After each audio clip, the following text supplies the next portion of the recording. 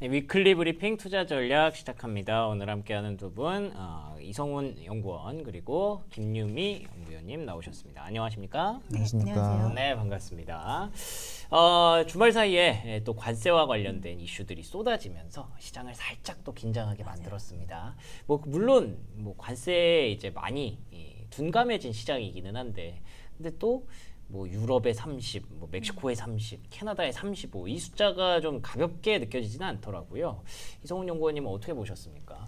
네, 일단 지난주에 말씀해 주신 대로 관세에 대한 발언이 쏟아져 나왔고요. 간략하게 지난주 관세 발언 좀 정리를 해보면 네. 일단 구리의 50% 관세를 시작으로 한국이나 일본과 같은 이제 주요 국들의 이제 20% 이상의 관세를 통보를 하였고요.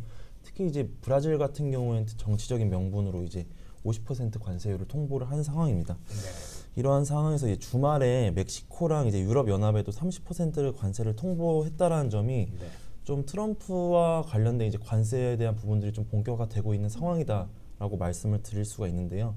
기본적으로 트럼프가 이렇게 이제 관세 행보에 좀 적극적으로 나설 수 있는 이유를 좀 살펴보면 기본적으로 경제 지표가 견조하고요. 주식시장도 이제 사상 최고치를 경신을 하고 있다라는 점이 어떻게 보면 트럼프 입장에서 이러한 부분들을 조금 강조할 수 있다라고 좀 말씀을 드릴 수가 있겠고요.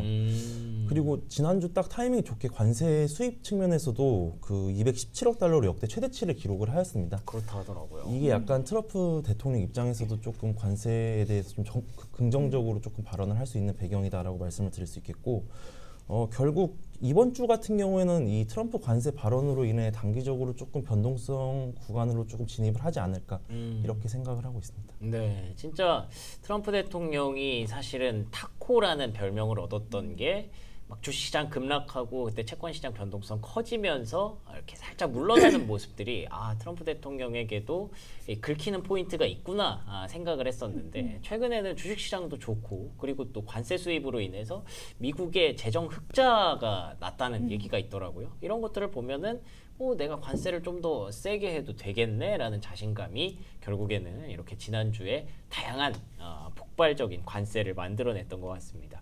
근데 시장은 어쨌든 지난주에도 그렇게 나쁘지 않았고 지금 제가 코스피 출발 상황을 보니까 그렇게까지 민감하게 반응하는 것 같지 않거든요.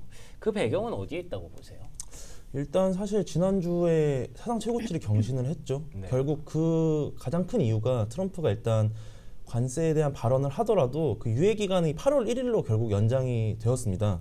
그러한 부분들이 좀 관세 불확실성을 축소를 했고 결국 타코로 되지 않겠냐라는 기대감을 조금 자극을 했고, AI에 초점이 맞춰지면서 엔비디아가 상승한 점이 조금 사상 최고치를 경신하는 데 배경이 되었다, 이렇게 말씀을 드릴 수가 있는데요. 근데 다만 그 미국 증시가 조금 계속 반등을 하면서 어쨌든 이제 밸류에이션 측면에서도 지난 5년치나 10년치 평균을 좀 상회하고 있다 라는 점은 어느 정도 밸류에이션 부담에 직면을 한 상황입니다. 그리고 이러한 상황에서 사실 실적 시즌에 도래를 하면서 사실 그 기업들 입장에서는 어쨌든 조금 미국 기업 특성상 어닝 서프라이즈를 기록할 가능성이 높은데 어쨌든 그 실적 시즌 도래하면서 경계감은 좀 나타날 수 있는 구간이다, 이렇게 생각을 하고 있거든요.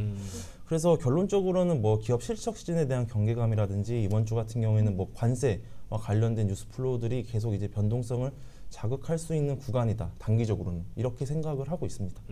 그렇죠.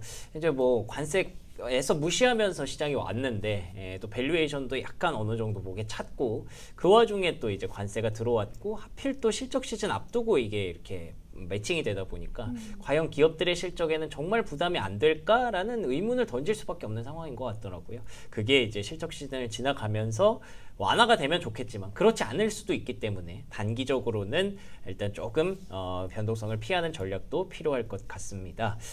이와 관련해서 다양한 시장의 어떤 변화 요인들을 한번 짚어보도록 하겠습니다. 김유미 팀장님께 질문드리고 싶은 건 일단 달러의 움직임입니다. 최근에 계속 달러가 낮은 상황이잖아요. 맞아요. 이게 관세의 영향과는 어떻게 연결이 될까요? 관세 영향이 달러의 약세를 조금 주춤하게 만들 수 있다라고 보시면 될 것 같아요. 사실 3분기까지는 달러는 약세 구간에 머물 걸로 보고 있습니다. 그 이유는 뭐냐면은 어쨌든 관세 여파로 해서 미국 경제 지표가 둔화되는 흐름들이 여름철에는 계속해서 나올 걸로 보고 있는 상황이고요. 연준의 금리 인하도 뭐 시기에 대한 논란은 있겠지만은 9월 달에 인하될 것이라는 전망이 강하기 때문에 달러는 아직까지는 약세 기간이 유효합니다. 대신 문제는 뭐냐면은 트럼프의 관세와 관련된 불확실성이 높게 형성되면은 시장에서의 안전자산 선호 심리가 자극할 수 있기 때문에 그쵸. 관련된 안전자산의 수요가 잠깐 일시적으로 달러의 약세를 조금 주춤하게 만드는 어떻게 보면 약간 반등하는 모습도 좀 보일 수는 있을 걸로 보고 있는데요. 예. 하지만 아직 약세 구간이다라고 보시면 될 것 같아요. 알겠습니다. 그리고 관세가 우리가 그 막 채권 시장의 변동성을 그렇죠. 되게 크게 유발했던 맞아요. 시기가 있었잖아요. 맞아요. 이번에도 혹시 그런 게 나타날 우려는 없을까요? 만약에 트럼프의 관세와 관련된 불확실성이 높으면은 어떤 우려를 하냐면 인플레이션이 다시 그쵸. 높아지지 않겠냐라는 네. 부분들이 금리의 상승 압력으로 좀 작용할 소지는 있을 걸로 보고는 있어요. 그리고 이번 주에 발표되는 미국의 소비자 물가가 지난달보다는 소폭 상승할 걸로 보고 있기 때문에 만약에 예상치에 부합한다라고 하면은 별 문제는 없겠지만은 예상치를 상회하게 되면은 그쵸. 이러한 우려가 금리의 급등으로 이어질 수 증폭될 있겠죠. 수 있겠네요. 근데 네. 문제는 뭐냐면은 트럼프와 관련된 이런 이슈는 계속했던 이슈이고요. 그쵸. 오히려 인플레이션이 우려보다는 낫네라는 인식들이 강하기 때문에 이전처럼 금리의 급등세가 뭐 지속되건다거나 그럴 가능성은 좀 낮고요. 단기적인 변동성을 조금 유발할 수 있는 요인 정도로만 보시면 되지 않을까라고 보고 있어요. 뭐 예외적인 상황도 언제든 발생할 수 있기 예, 때문에 맞아요.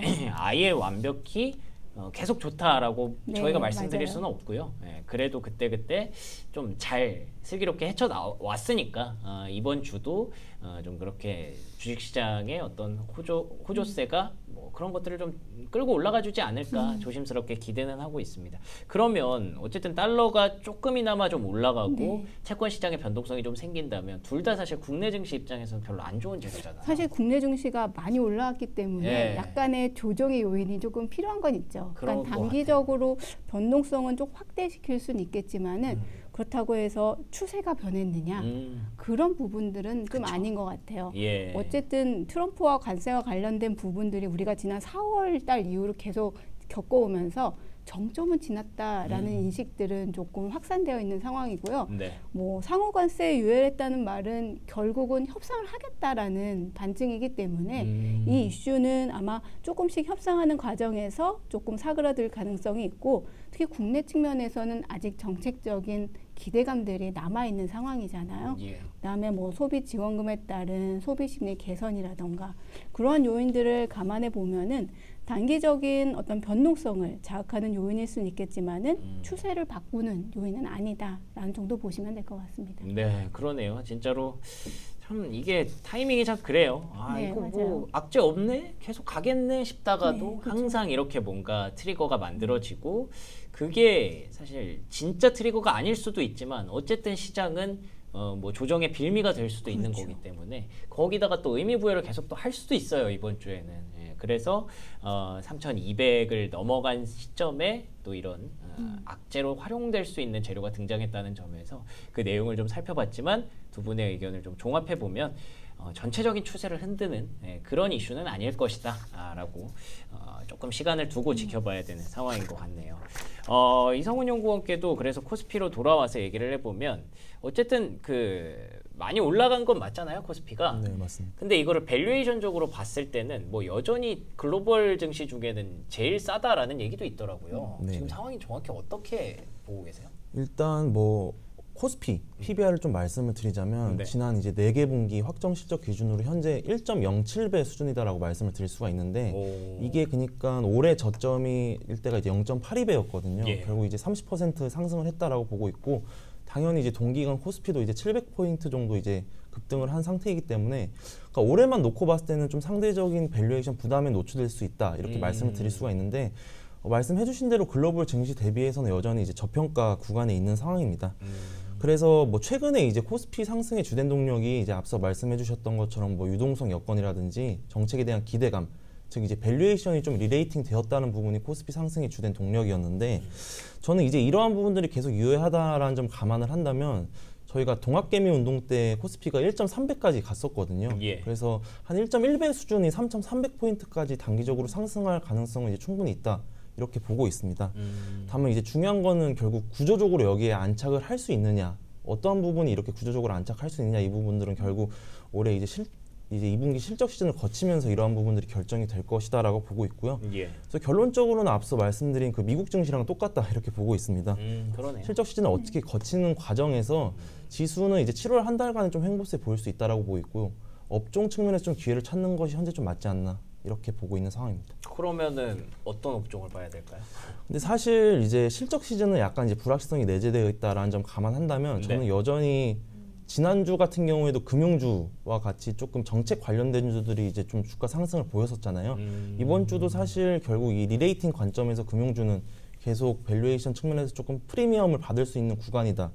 이렇게 생각을 하고 있고요. 예. 다만 단기적으로 뭐 일부 이제 지난주 같은 경우에는 뭐 자사주 소각 의무화 정책을 추진한다 이런 뉴스가 나오면서 맞아요. 일부 이제 뭐 중소형 종목들 같은 경우에 주가가 좀 단기적으로 급등한 면도 분명히 있습니다. 그래서 이러한 부분들은 좀 주가 변동성을 감안할 필요가 있다라고 보고 있고, 그리고 지난주에 좀 후반부에 좀 특징적이었다라는 점이 이제 뭐 삼성전자라든지 네. 2차전지, 바이오와 같이 기존에 좀 소외되었던 업종들이 조금 반등하는 조짐을 좀 보였어요. 이게 맞아요. 추세 상승으로 나타나지는 않고 이제 반등하는 조짐이 나타나는데 네.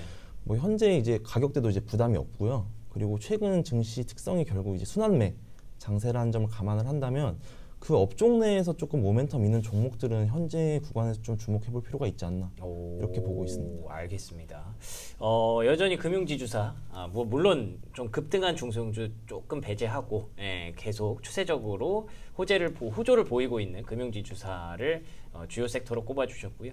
이 외에는 시장에서 조금 소외됐었던 뭐 삼성전자라든지 2차전지라든지 이런 종목들이 다시 이제 밸류에이션을 맞춰가는 과정에서 또 약진할 가능성 좀 보고 계시다고 정리를 해볼 수 있겠네요. 자, 그러면 이번 주에 또 뭐 관세 빼고도 뭐가 되게 많더라고요. 네, 맞습니다. 어떤 것들을 좀 봐야 될까요? 일단 관세를 제외하면 사실 가장 중요한 게 결국 미국 CPI가 그렇죠. 제일 중요할 것이다라고 보고 있고, 그 외에도 뭐 PPI라든지 이 소매 판매 같은 이제 미국의 이제 관세 영향을 확인할 수 있는 실물 지표가 이제 발표가 됩니다. 네. 그리고 그 외에 뭐 연준 위원들의 이제 발언이라든지 이제 이번 주 중으로는 이제 미국의 본격적인 금융주를 시작으로 2분기 실적 시즌 이제 시작이 됩니다. 그래서 기업 실적 시즌 그리고 이제 미국의 하드 데이터 이 두 부분을 이제 관세 외에도 주목해 볼 만한 그 이벤트다 이렇게 말씀드릴 수 있겠습니다. 그러니까 결국 이제 관세에서 시작을 해서 관세가 물가에 얼마나 영향을 미치는가, 기업 실적에 얼마나 영향을 미치는가, 이게 지금 궁금한 상황인데 그 이번 주에 그게 어느 정도 윤곽이 좀 드러납니다. 2분기 금융주들의 실적 시즌도 시작이 되고요. CPI도 지난달 기준으로 발표가 됩니다. 뭐 물론 아직까지는 크게 영향이 없다. 뭐 다음에 또 봐야 된다. 이렇게 넘어갈 수도 있겠습니다만 계속 그 테스트들을 거치면서 시장이 좀 더 명확해지는 과정이기 때문에 이번 주에도 잘 이겨내기를 한번 기대해 보겠습니다. 자, 두 분과 함께한 시간 여기서 마무리하도록 할게요. 오늘 좋은 말씀 고맙습니다. 네, 감사합니다.